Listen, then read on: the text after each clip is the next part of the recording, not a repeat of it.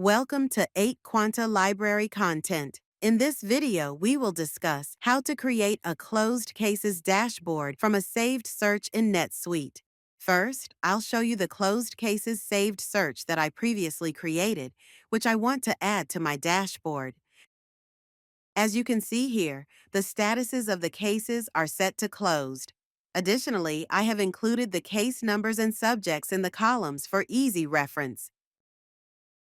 Now, let's navigate to the home page and click the Personalize link to customize the dashboard. Click Custom Search, then select Setup.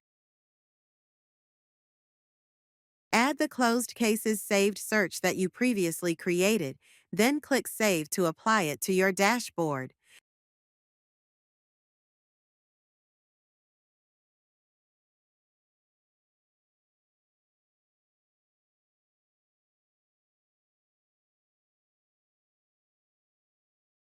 And there you have it.